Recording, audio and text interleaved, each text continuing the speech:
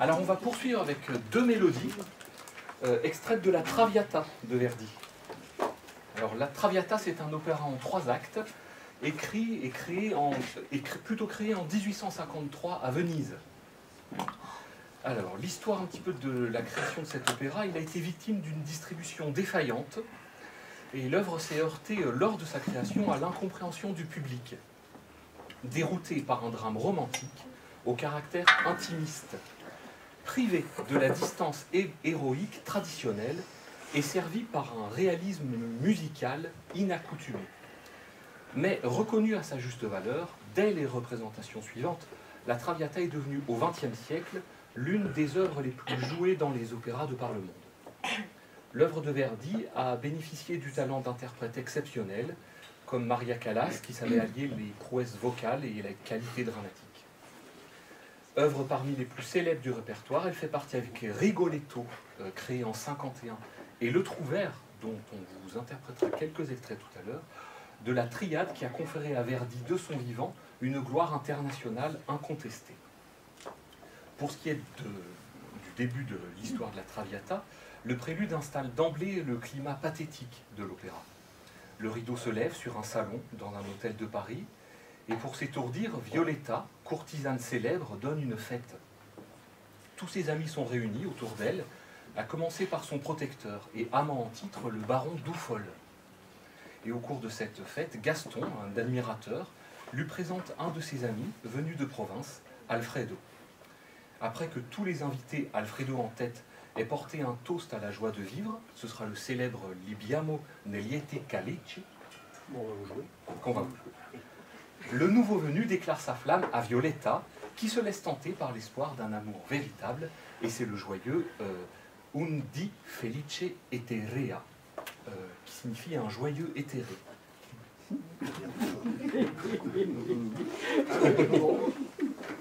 Donc voici Undi Felice.